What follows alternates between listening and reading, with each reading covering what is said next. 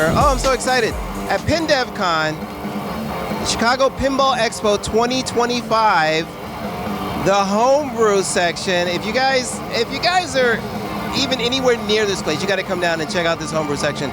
It is huge. It's got amazing stuff. Right now, we have one of the creators, our first creator here of Trogdor. It's Alex Lobascio. Lobascio. How are you? I'm good, thanks. It's good to be here. Good to see you, man. So what we have, let's switch over to the boom. So we are going to look at what is the name of your game and tell us how you came up with this idea. It's Trogdor the Burninator. It's a theme I've been drawing in the snow for 20 years at this point. And when I decided I wanted to build a pinball machine for myself, it was the natural first pick. This is Homestar Runner. That's right, it's Homestar Runner. How does Trogdor work into Homestar Runner? If you guys are old enough to, where's my camera? Are you old enough to know Homestar Runner? Because I am. Yeah. Where does he work? Where does he work into the story? So it's a little loud. Of course, we get an announcement right now. Go ahead. Well, so, Strong Bad Emails was a series on Homestar Runner, and there was a question early on that was, I want to see if you can draw a dragon. I want to see your skills of an artist. And so, first he drew an S and then a more different S, and threw that one out. That one wasn't good.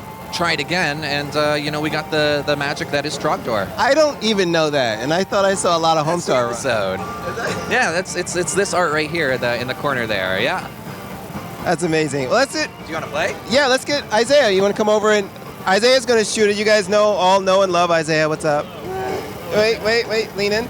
There he is. All right. So tell me about your idea, how to bring a story to a pinball game for Trogdor. I think that's actually the best way to sort of approach designing your game is to come up with a theme that really speaks to you and figure out what in pinball sort of fits with that theme, how you can integrate your theme. And so for me, Trogdor, they'd actually done a board game on Kickstarter a few years ago, and in the episode from 20 years ago and the board game, a big focus was burninating the villages, burninating the countryside, burninating the peasants. What does burninating mean? It's what Trogdor does. But so, a core thing there is burninating the cottages. And so I needed some thatched roof cottages. So, what fits better than some pop bumpers with some good lights under them to really look like they're going on fire. So those are your cottages. Yeah, so there was that, and then the wire form, it's not its final form right now. It's going to be more S-shaped. But the wire form represents that... Yeah, just forward shake it. The ball surge should kick it out if you just wait a couple seconds. What was I saying? The cottages. Burninator. Right, and so, the S shape, right. So the wire form ramp there in the middle is supposed to sort of represent the Trogdor body. It's not quite the right shape right now, but the final form will be. And then you see that third flipper right there, which is his beefy muscle arm. And I actually, another homebrewer just picked up the right arm from the Champion Pub pinball game. Oh, yeah. And it looks perfect. So once I get that final wire form in there and it's a little bit more clearance around that, I'm going to put it on top, and you're going to have that arm to be punching the ball with. That's pretty epic. And that's part of building your pinball machine is taking what's available, from Marco, from all the different vendors, and putting it together to sort of realize your own vision. What's the story here? So what's the objective? Right now, because I don't have inserts or whatever, there's only one real main mode, which is you shoot up towards those top lanes, and you'll spell the word burn. You can kind of see it on the screen right now with the letters rotating as Isaiah flips. If he gets all four, he gets to start the Burnination multi-ball. I think I got it yesterday. You get the 3 balls. The famous song plays, and as you hit the pop bumpers, they sort of look like they're lighting on fire and getting more and more fiery. And here's let's give it a shot. Now you could choose any of the any songs off your first ball. it looks like a switch hit, so it went away. Yeah. So let me see. So there's a skill shot over in that buck. Oh, looks like just Timed out.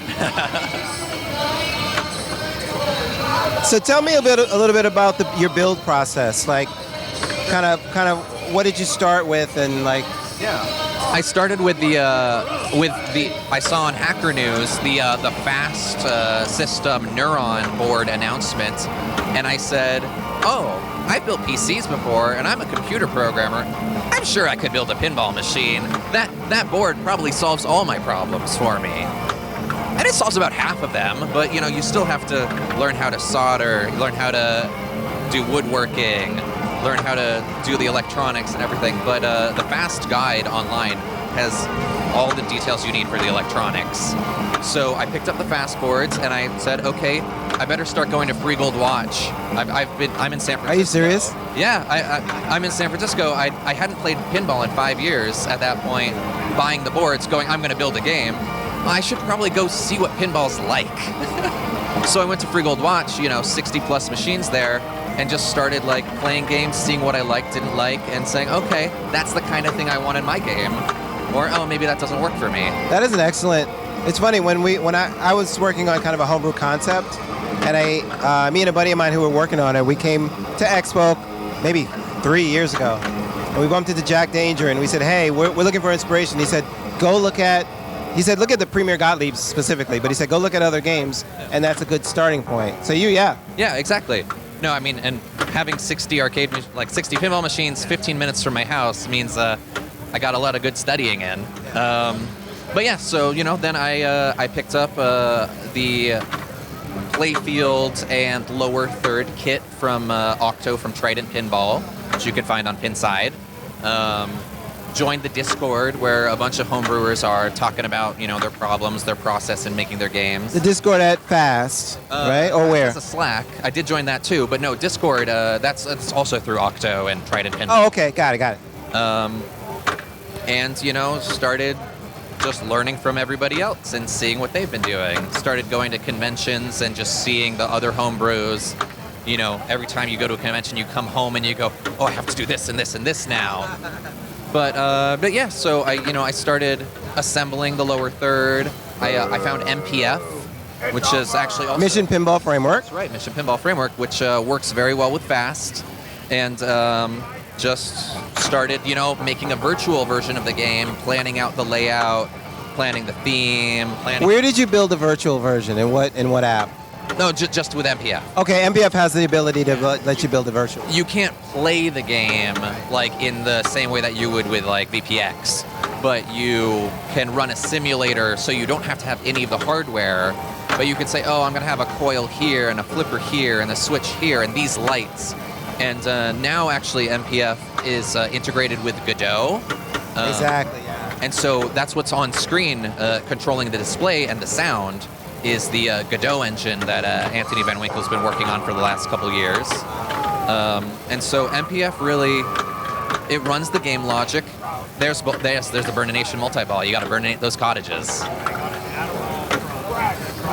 Very good. But yeah, so just, for me as a software guy, the physical stuff was always a little bit intimidating. If you cut a 3-inch hole in your wood, you can't just Control Z.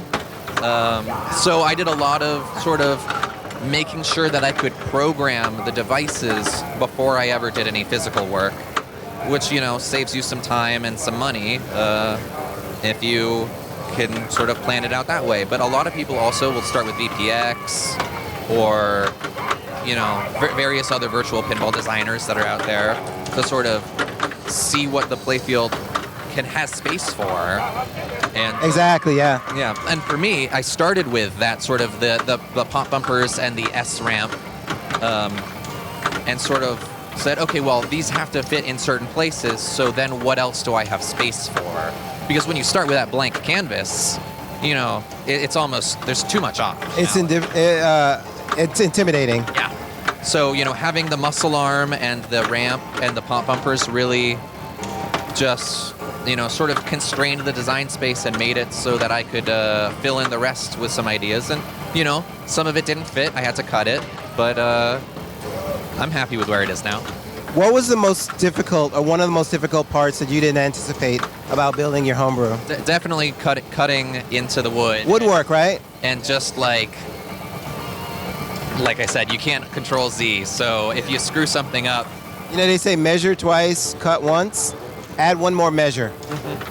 So that was the toughest part. What else? Were you okay with the electronics part? We looked under the play field because he was fixing some stuff, and it looks, to me, it looks crazy. To you, it just looks like blonde, brunette, redhead, right? So you're already seeing into the matrix. yeah, I mean, that's the sort of thing. Like over in the back, I don't know if it's on screen, but the Fast has a couple rotisseries up here with the playfield showing. And, you know, I think, you know, when you start your pinball journey, you're just like, wow, this is a crazy mess. Oh, that's an interesting case. Okay. I'll have to take a note about that's a bug there. I think because I had one multi-ball going and then started another, but I think I had burn progress during the multi-ball. Maybe you hadn't drained out. Yeah, you know, and so that's the thing with taking to shows is you get the best play testing and you can be taking notes. But yeah, so what I was saying about the Fast stuff over there is that, you know, day one, you go, oh my God, this is crazy. But on the Fast website, even if you're not using Fast, there's a great wiring guide that'll tell you sort of about color coding and the different gauges of wire and the use cases and the voltages you're using. And so you know, now I can walk up to one of these playfields, and as long as it's following some kind of standard, you can read it as a developer. Like, so, you know, some people post teasers of their games where it's just the underside. But once you built a game, you go, oh, I know exactly what that playfield looks like on the top. Maybe not the art, but, you know, the devices and the interactions. So I mean, this is probably a dumb question, but like, how fulfilling is it to see you go from a concept to this dude is actually flipping it? Yeah, no, it's really cool, and being able to come all the way to Chicago, Schaumburg here, and have the game here all the way from San Francisco, that's, you know, that's special too. But yeah, no, just this is my fourth show with the game. I've been working on it for about 2 years, so fairly quick. You know, obviously I still don't have inserts and full art, but you know, it's playable, and I think it's fun. I shot it yesterday. I was having a lot of fun.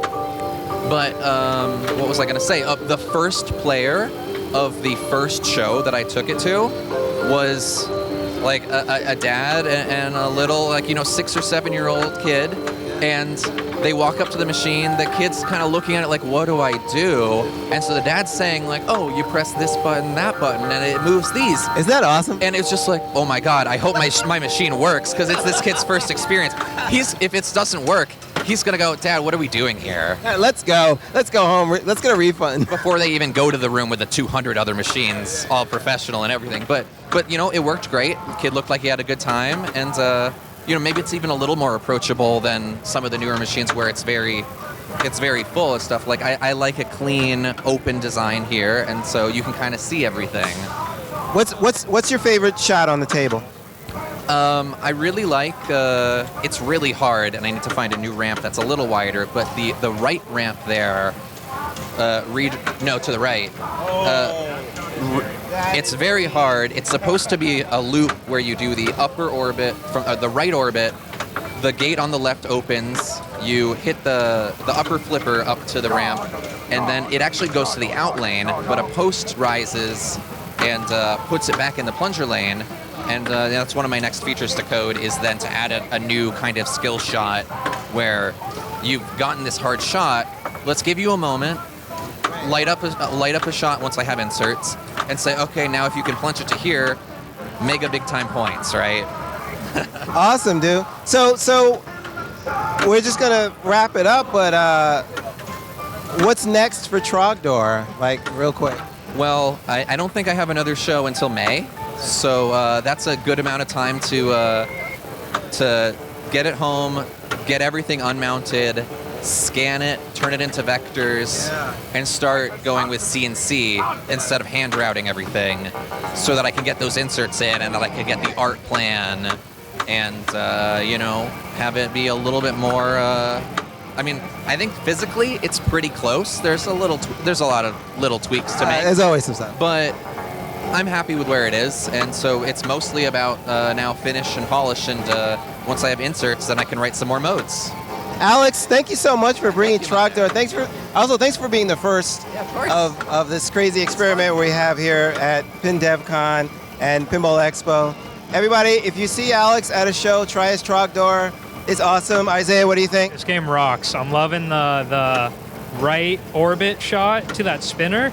It goes all the way around and feeds this right flipper, and I'm starting to be more confident with, instead of just letting it dead bounce to the other one, I'm starting to combo it. So I go all the way around to the right flipper, combo it to the center shot, and then it just opens up so much more of the game. Look at that. We're already I don't getting think he wants to go. pro commentary. Well, thank you guys. Thank you, Alex, so much. Thanks so much, guys. Trogdor!